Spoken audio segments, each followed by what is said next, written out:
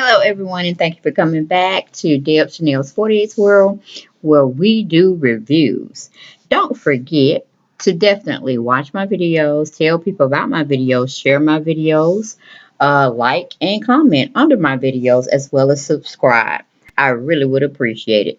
We're going to be talking about the Real Housewives of Atlanta reunion part 3 on your behind tonight. Okay. All thing I can say between the first part, second part, and third part, the one that I really enjoyed was the first part. They were kicking butts, taking names, and all of the above and under. Okay, because I was like, well, wait a minute now. That's what geared me to want to watch the second and the third one, which were basically not as good as the first one. I'll just tell you that.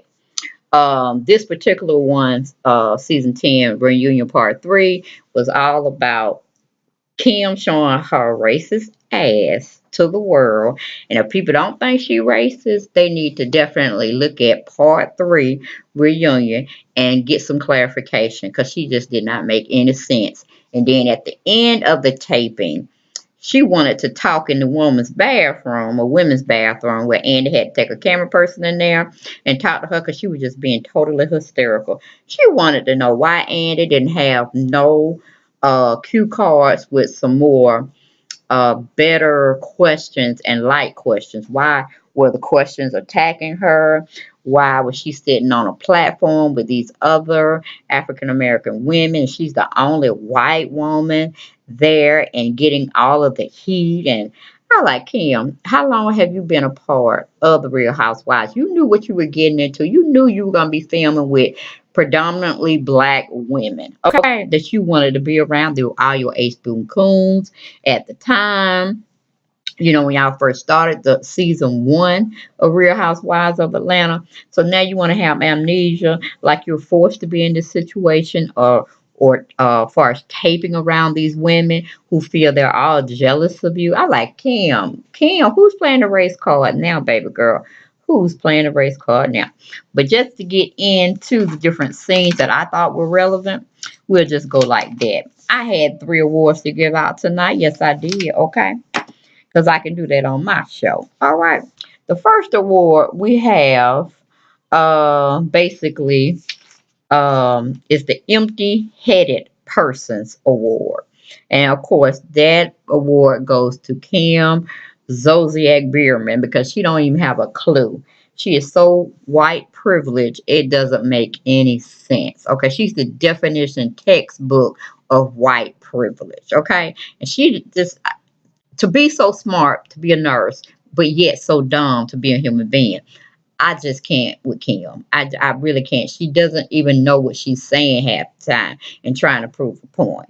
Okay, but like I said, you will have to watch reunion part 3 of season 10 and just focus in on what she says when Andy's asking her questions, not the back and forth that her and Nene was going through, and Nene was just picking her ass up and laying it right back down to drag her on the floor, the wall, the refrigerator, the tables, the chairs, literally just dragging her for filth. And she couldn't come back after that. She was made to look, and she made herself look very pitiful. You know what I'm saying? That you really wouldn't even want to give sympathy to because of the stuff that came out her mouth. I mean, how long has she been taping on a reality show? This one, as well as her own spinoff show, Tardy for the Party. So she should be very familiar with the cameras, very familiar with editing, very familiar with them putting her in a better light than what she make herself look as on TV. Okay.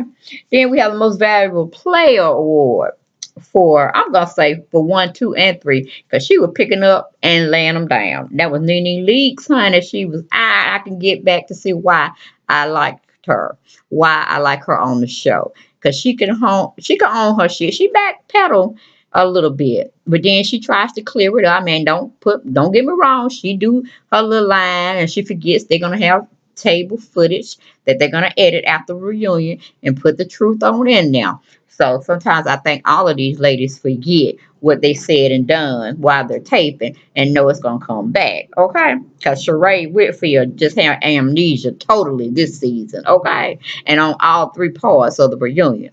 I don't know what. Now that's the one Kim should have been asking. Are you doing drugs, honey? What are you on? Because every question Andy come for you with, you saying something totally different as a response. It's like I'm talking about potato chips, dip, and tacos, or siesta, meaning just what do you call it? Like a taco fest I'm having. Then you start going talking about collard greens and chitlin and cornbread and oxtails. I'm like two different category of food we talking about, baby. Come back to me. Where are you, honey? Where are you in the alternative parallel world? Because you're not here with me. You're not here with me. I mean, just everything he asked her, it just was off. So I was like, she got the most confused looking stupid as ever, forever, ever award. That goes to Cherie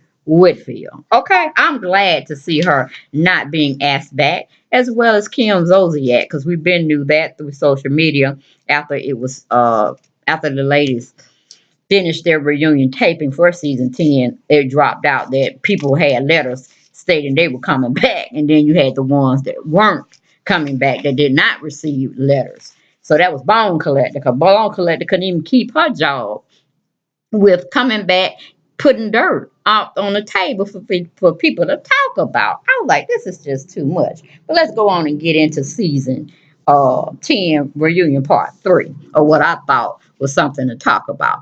We got Nene still fussing with Kim from last Sunday, reunion part 2. Nene goes in and calls Kim's breast floaters. I said, no, she didn't call them floating, what do you call those things? Floating techniques or floating breasts that you would use like you're out in the ocean and you're fighting for your life. Flotation devices. She called Kim breast floaters. I said, and that's him below the belt. But then when I got to looking at the thing pumped up, I like, yeah, they are pretty plump. She could go, but then she got that big old head and all that hair. It's still my way down. It's still my way down. But God, Nene took that jab and I was like it. It came out of nowhere. Then Nene asked Kim, where is her scooter, honey? Where's your scooter? Where's your scooter? Where's your scooter? So you were saying you got this, that, and the third ailment going on with your health. Your total health is failing. Where is your scooter, honey? You need a scooter. And as you can see, I put very bright red scooters that Kim should definitely have someone go buy for her, because not only is she handicapped and have diarrhea of the mouth, okay, she's saying she has all these ailments that should put her off her feet. So she should be having a cup holder for her little solo cup, a silo cup that she had, because it got alcohol in it. She ain't got no water in there. You know what I'm saying? We know Kim or anybody assumption would be you go around with a red cup all the time. Every time you got to have something liquid in your cup, but you don't want nobody to know about it. You know what I'm saying? That's a real true OG move. When you're drinking alcohol, you don't want your kids or anybody else to know you're drinking it, but you coming in with a silo cup. You know what I'm saying? Or a water bottle is different. All right, we ain't ashamed to tote that around, and we don't care if anybody know we're drinking or not. But Kim, no. Every event she goes to, she's bringing her own personal bottle, along with her own personal assistant, Croy, her husband, as one vital part he plays for her. And then every other function she gives him thus far. Okay. Then Andy goes in to ask Sheree how is her engagement going? Are they going to get married once Lyron, I like to call him, even though she called him Tyrone, when he gets out of jail. It's just his way of inching up to what he really wanted to ask her, which is secondary to the first answer. First question. And she said, yeah, we're getting married. Sure is. Once you get out, then she went on and said, well, no, we're not engaged. I'm like, did you just tell this man that, yeah, y'all engaged, and as soon as he get out, y'all are going to make a family together? extended family and whatever y'all plan to do, you're gonna be with this man. Then she go on and say, well, he's in jail and I'm allowed to date. I'm dating right now. I don't know what the future holds for us. I'm like, Sheree, you're all over the place like you have been the whole really season and for part 1 and 2 of the season 10 reunion. Okay, I'm like, girl, what is going? Do they have a medic around? Do they have anybody of medical position there that they can give her analyzation of her behavior? Because something's just not right with Sheree on part 1, 2, and 3 season reunion with her responses. I'm like, first, like, do we need to switch? Nene, do you need to go over there what she said so maybe she could understand the questions? But she said she understand the questions uh, clearer than probably anybody else up there because she was correcting Candy the first and second parts of reunion because Candy was like too like, what are you talking about, girl? I'm like, them drugs you gonna charade, they pretty powerful, I tell you, because you had no recollection of anything and it was trying to tell you, or you wasn't responding appropriately to his answers. But you thought you was. You thought you was on key. I'm like, playback. Let's do a playback for her so she can understand what she's saying that we're hearing that she's saying that don't make any damn sense. Okay. But anyway, we're gonna move on from her. Then Andy asked Nene, has she ever stalked Tyrone? Has she followed him places that he already had told her he didn't want to be bothered with her in the past? You know, have he sucked on his private penis and this, that, and third. And then he'd be like, oh yeah, okay, I did all that just to just downplay it and basically say you can believe what the social media people putting out there or you don't have to believe it. Either way, I'm just gonna tell you in a sweet fashion way. I agree with everything you say. You're right. I'm wrong. Let's go on about our business. But and it was like, I talked to Tyrone over Sheree house when we were filming and whatnot, and he said you were stalking him, that you ain't right in the head, this, that, and the third. Just put all kinds of negative connotation on you and his relationship, which wasn't one from what Tyrone said. It was more so you being attracted to him and not trying to get enough of him. But he didn't want no parts of you. And then they were like, okay, fine. We'll have to ask Tyrone Lyron when he get out. We'll address him then. But if he said all of that, cool. I ain't got no problem with it. Whatever. And I was like, go ahead, Nene. Whether it's true or not, we'll never know. Because you were just like, okay, I did it, yeah. Okay, yeah, I did it. Go, moving on. Leaving speculation that this shit was just fucked up and made up. Okay? Anyway, moving on from there, Kenya calls Kim kids, all of her kids, all the ones she done spun from her vagina. She called them baby kids. I thought I would holler. I thought I would holler, holler, holler. When she called Kim's kids baby kids. And everybody know what baby kids is. They know what it is. They are. And I'm like, damn, all Kim kids that bad. Oh my God. The only one that I see being disrespectful and her mother not checking her is Brielle. The other ones, even the daughter that's next to her and the two sons, they don't look like they bad. They just look like normal children. But Brielle, the oldest one, she just want to be in the spotlight, and she finds that talking about people negatively and grown elders that she shouldn't even be having a conversation about. But since her mama ain't checked her, since Croy ain't checked her, she thinks she can say anything reckless from that mouth. And I'm like, well, she will probably get her just due. She keep on going down the road she's going, it's gonna be somebody that don't care. And they're gonna put hands on that child. You know what I'm saying? And really ain't gonna be a child situation. It's gonna be an adult talking to a more elderly senior citizen adult. They get her straight.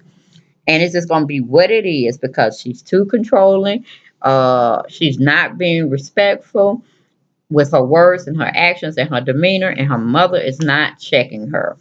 So we don't know what she may be saying to Kim behind closed doors if she say all this stuff to Nene and the rest of the women. Then we go to Nene asked Kim, how and why did you get your own spinoff show? And Kim looking stupid, wanting Andy to take up for her and say something. Andy looking too like, yo, how did you get your spinoff show? Because I sure didn't approve it. I thought I would holler. But Kim was like, hush, hush. She shut that that question down real quick. Okay, and started making like she make 15 million, this, that, and the third, and all the ladies were like, damn, you live like Kim Kardashian.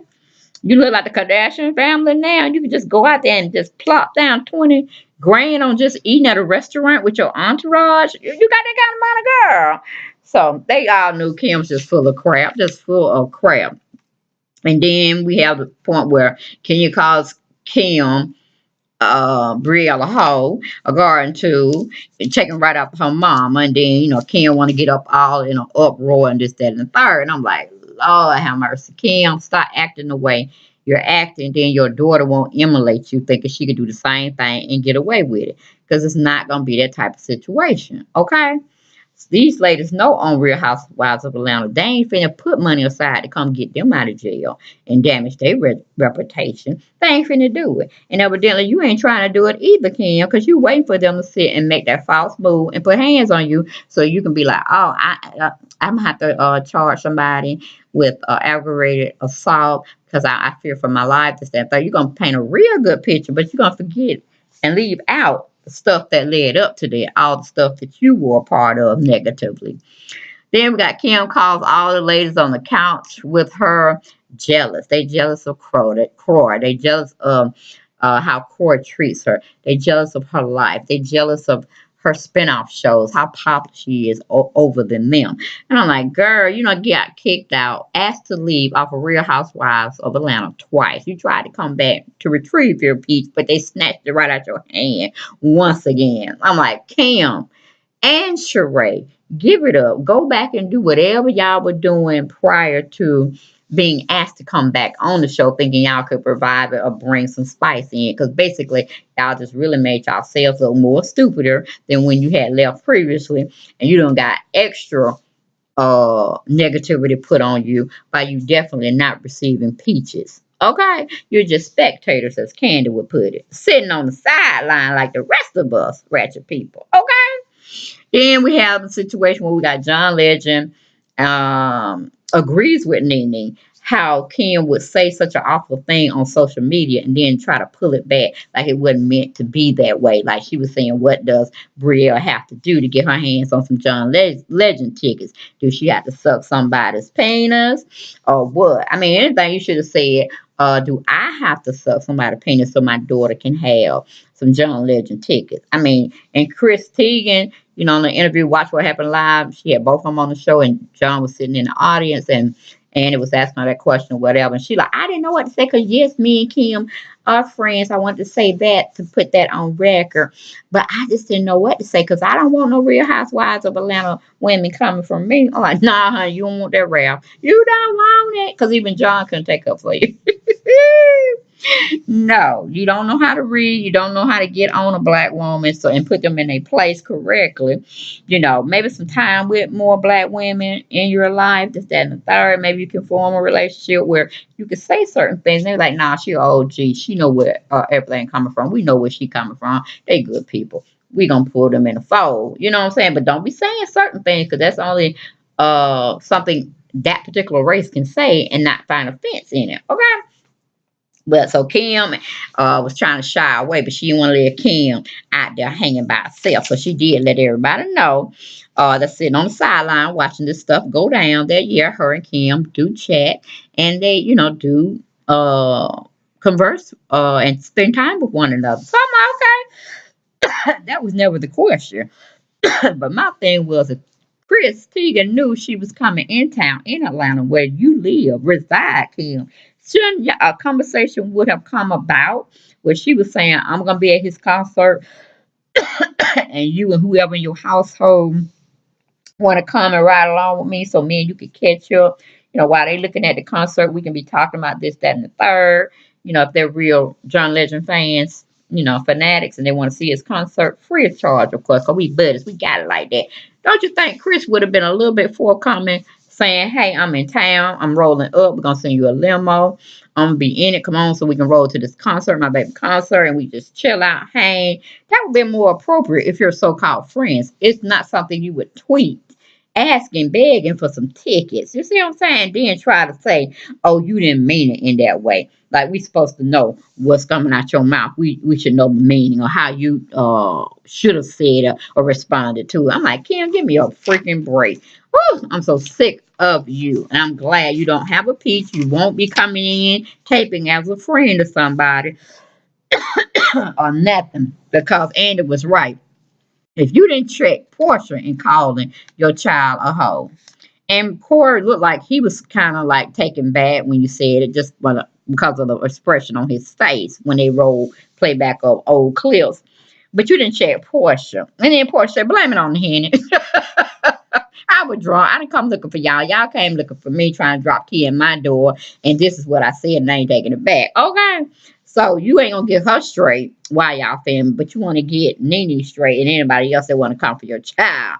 I'm like, girl, pick a side when it comes to your child. Either you gonna let her speak reckless or grown ass women, not even twice her age, instead of staying in her little playground with her size uh what you call it, age group, and get them straight. Don't step 20 or 30 years plus up think you're going to handle a grown ass woman. No, that's not going to be the case. And a black ass woman at that, trying to be fine with them. Nah, you about liable to get hurt that way.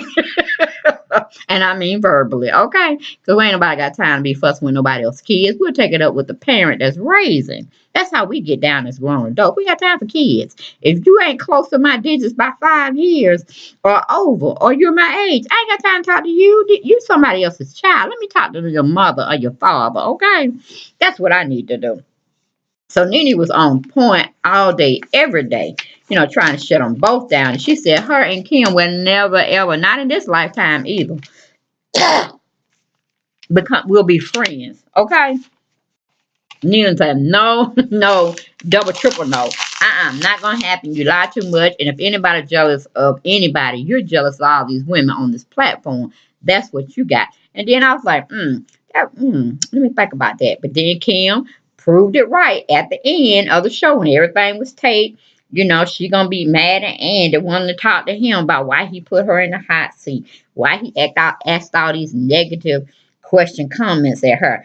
Could he not ask her something? And Andy's like, look, girl, your whole demeanor was very complicated and you were chaotic as well as negative throughout the filming of season 10. Every time you were trying to come for somebody negatively, cussing, and trying to make your way, which was the wrong way, or even viewing something, or even talking about stuff. And every time Kim tried to say she didn't say this or she didn't remember saying it, they showed a clip. Same thing with Sheree. Sheree said, I'm confused. I don't know what I said. Did I say that? They rolled clips on her like, yeah, bitch, you said it. Okay?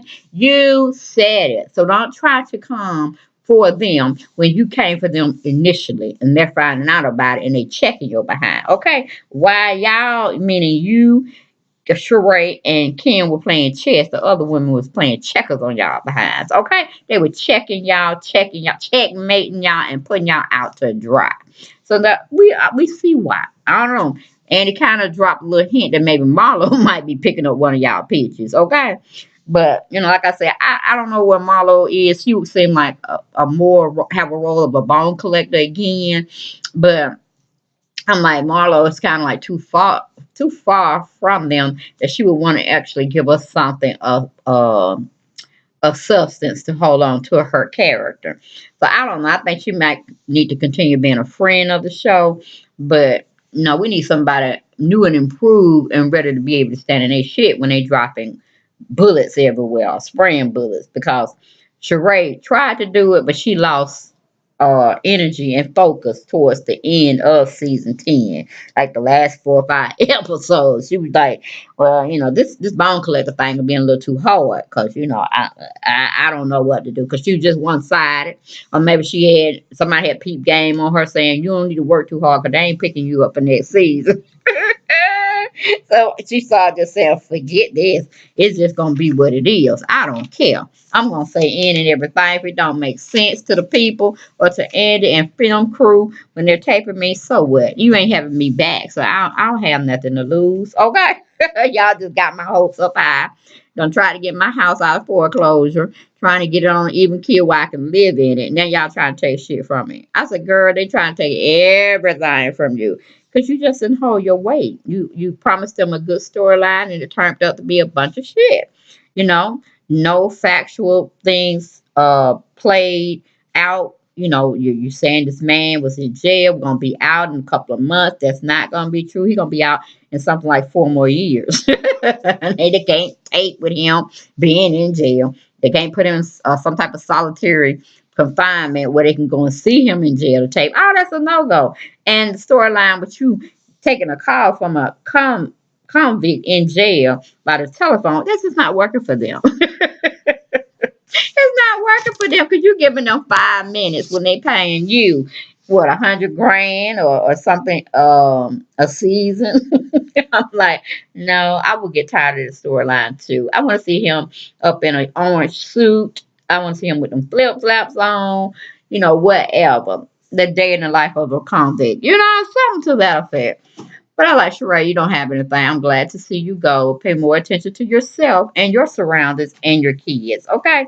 Same thing with Kim. If Tardy for the Party is doing so well, don't worry about you not getting a peach. Go on and do you, girl, if that's the case. But it seems like you got some problems. As Candace say, drinking problems that you can't go 2 minutes, 30 minutes, an hour a month without picking up a solo cup. Okay, so I'm like, are you drinking vodka?